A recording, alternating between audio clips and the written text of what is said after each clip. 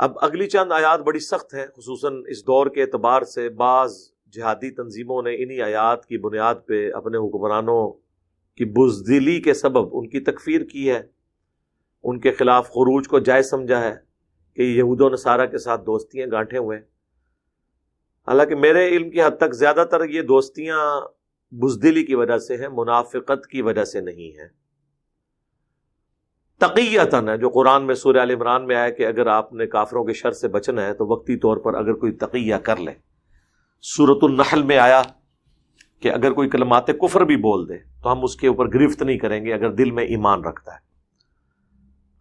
لیکن یہ اپنے جان کے بچاؤ کی خاطر اس لیول تک ہو سکتا ہے کہ آپ کمپرومائز کریں، لیکن اس کا یہ مطلب نہیں کہ آپ کافروں کے ساتھ مل کر مسلمانوں کا قتل عام شروع کرتے ہیں۔ یہ جب ایک لائن کراس ہوتی ہے نا، اس کے بعد پھر عوام الناس میں ریونج آنا شروع ہو جاتا ہے۔ یا ایھا الذین آمنوا، اے اہل ایمان، لا تتخذوا الیہود والنصارى اولیاء، اے اہل ایمان مت دوست بناؤ یہودیوں کو اور نصرانیوں کو، بعضهم اولیاء بعض، ان میں سے بعض کے دوست ہیں، ومن یتولہم منکم، جو کوئی ان کے ساتھ دوستی گانٹھ لے گا تم میں سے، فإنہ منہم، تو وہ پھر انہی میں ہی شمار کیا جائے گا اللہ کے حضور۔ ان اللہ لا یہدی القوم الظالمین، بے شک اللہ تعالی ہدایت نہیں دیتا ظالموں کو۔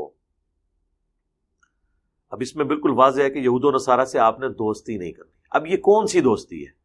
ایک طرف سورۃ المائدہ کے سٹارٹ ہی میں اللہ تعالیٰ نے اہل کتاب کی عورتوں کے ساتھ نکاح کو جائز قرار دے دیا، تو بیوی سے زیادہ قریب تو کوئی دوست ہو ہی نہیں سکتا انسان کا، اور یہاں پہ کہا جا رہا ہے آپ نے دوست نہیں بنانا۔ تو اس کا آپٹیمل سولوشن یہ ہے کہ جو فیصلے امت مسلمہ یا حکومت اسلامیہ کے فائدے سے ریلیٹڈ ہے یا ان اسٹریٹجیز سے ریلیٹڈ ہے جس میں آپ نے ایک اسلامی ملک کی حفاظت کرنی ہے، تو ظاہر ہے وہ قومی راز ہے، وہ یہود و نصارہ سے تو شیئر کرنا بڑی دور کی بات، آپ اپنے مسلمان بھائیوں سے بھی شیئر نہیں کر سکتے۔ ہمارے جو ڈیفنس کے ادارے ہیں ان میں شروع ہی میں ہم سے جو وہ اوتھ لیا جاتا ہے قرآن کے اوپر، اس میں کئی ایک چیزیں ہوتی ہیں کہ آپ نے ان چیزوں کو باہر پبلکلی شیئر نہیں کرنا، سوائے وہ چیزیں جو گورنمنٹ خود شیئر کر دیتی ہے اور وہ اوپن سیکرٹ ہوتی ہے۔ اب تو خیر میڈیا کی برکت سے آلموسٹ ساری چیزیں اوپن سیکرٹ ہو چکی ہیں،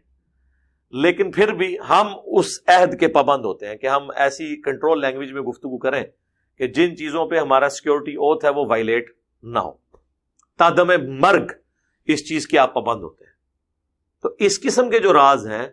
وہ پھر اگر کسی کی بیوی یہودی یا عیسائی ہے تو وہ اس کے ساتھ نہیں کر سکتا، دلی دوستی اس طرح کی نہیں کاٹ سکتے۔ باقی معاملات آپ کر سکتے ہیں، بخاری مسلم دونوں میں حدیث ہے، اللہ کے محبوب صلی اللہ علیہ وآلہ وسلم کی جب وفات ہوئی ہے تو آپ کی زرہ گروی رکھی ہوئی تھی ایک یہودی کے پاس اناج کے عوض، تو آپ تو معاملات بھی کرتے تھے۔ چلے یہ تو یہودی تھے، ایون پرشین امپائر کا جو ہیڈ تھا وہ تو آتش پرست تھے، ان کے تحفے حضور نے قبول کیے ہیں صلی اللہ علیہ وآلہ وسلم۔ لیکن دلی دوستی ایسی نہ ہو کہ جس میں آپ مسلمانوں کا راز ان کو لیک کر دیں، جس طرح ہمارا پرانا ایک ڈکٹیٹر کرتا رہا کہ یہاں سے پکڑ پکڑ کے اس نے مسلمانوں کو امریکہ کے حوالے کیا، اور انہوں نے کس طریقے سے ان کو اذیتیں دی ہیں وہ اب آپ دیکھ لیں، آج کل ویڈیوز آ رہی ہیں گوانتانامو بے کے اندر جو اذیتیں وہ دیتے رہے ہیں مسلمانوں کو۔ تو یہ تو بہت بڑا ظلم ہے کہ آپ ایک طرف ان کا دفاع نہیں کر سکتے، الٹا آپ ان کو پکڑ کے ان کے حوالے کرنا شروع کر دیں، اس چیز سے پھر ریونج پیدا ہوتا ہے۔ تو ایسی دوستی جس میں دعوت ہے، کھانا پینا بھی آپ کر سکتے ہیں اہل کتاب کے ساتھ، ایون ہندوؤں کے ساتھ بھی کر سکتے ہیں، لیکن حلال اور حرام کے فرق کے ساتھ بیٹھ کے کھانے سے کوئی ایسا مسئلہ خراب نہیں ہو جاتا۔ ظاہر ہے دنیا کا نظام تو اسی طریقے سے چل رہا ہے نا، ہاں ان کی کسی شرکی ایکٹیویٹی میں حصہ نہ لیں وہ ٹھیک ہے، باقی آپ اپنے معاملات رکھ سکتے ہیں، اپنی دوستی، کاروبار، یہ سارے معاملات چلا سکتے ہیں۔ حتیٰ کہ بخاری مسلم میں آتا ہے کہ زمینیں صحابہ کی تھیں اور یہودی ان پر کام کرتے تھے،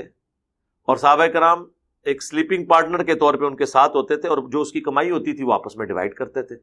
اب ایک کاروباری معاملات تو چل رہے تھے یہودیوں کے ساتھ، وہ تو جب انہوں نے کی ریشہ دیوانیاں بڑھ گئی تو پھر نبی الاسلام نے ان کو مدینے سے نکل کر خیبر میں وہ چلے گئے، پھر نکال دیا. پھر حضرت عمر کے زمانے میں پھر وہاں سے بھی اینڈ پہ ان کو ساروں کو نکال دیا گیا. وہ ایک معاملہ الگ تھا. یہ نہیں ہے کہ ان کے معاملات آپس میں نہیں ہو سکتے. میں تو اس حق میں بھی ہوں کہ ہر سال مسلمانوں کو، سعودی عرب کا کام ہے کہ وہ بین المذاہب کانفرنس کرے، جیوز، کرسچنز، بدھسٹ، ہندو،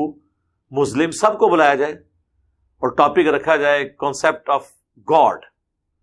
خدا کا کیا کانسیپٹ ہے. تو سارے ریلیجن ایک خدا کے ماننے والے ہیں، امن کے دائی ہیں، بیسک ہیومن رائٹس کو مانتے ہیں، بیسک اخلاقیات کو مانتے ہیں. اس میں تو پوری انسانیت کا اتفاق ہے نا، تو وہ ہو سکتا ہے، اس میں کوئی ایسا مسئلہ نہیں ہے. تو اس آیت کو مس کوٹ نہیں کرنا چاہیے. اس سے کوئی یہ رزلٹ نہ نکالے کہ ہم تجارت نہیں کر سکتے یہود و نصارہ کے ساتھ، یا ان کے ساتھ ہم معاملات نہیں کر سکتے، یا اگر ایک آفس میں کام کرتے ہیں تو ہم نے اپنے برتن ان کے برتن الگ کر دینے. ایسا کوئی معاملہ نہیں ہے. دلی دوستی ایسی نہیں گانٹھنی جس میں آپ ان کی شرکی ایکٹیویٹیز میں شامل ہو جائیں یا مسلمانوں کے راز لیک کر کے ان کو بتانا شروع کر دیں. ادروائز اب بیوی جب بننے کی اجازت مل گئی یہود و نصارہ کی عورتوں کو تو باقی چیزیں تو چھوٹی رہ گئی، لیکن وہاں پہ بھی آپ نے وہ بیریئر رکھنا ہے. ایون اگر مسلمان بھی بیوی ہے تو ایک حکمران کا کام یہ نہیں ہے کہ وہ اپنے حکومتی معاملات جو سیکیورٹی کے ایشوز ہیں وہ اپنی بیوی کے ساتھ بھی ڈسکس کریں، سوائے ان ذمہ دار لوگوں کے جو اس کے ساتھ متعلقہ ہے. اسی طریقے سے آپ سیکیورٹی کو قائم رکھ سکتے ہیں، ورنہ تو سیکیورٹی بریچ ہو جائے گی.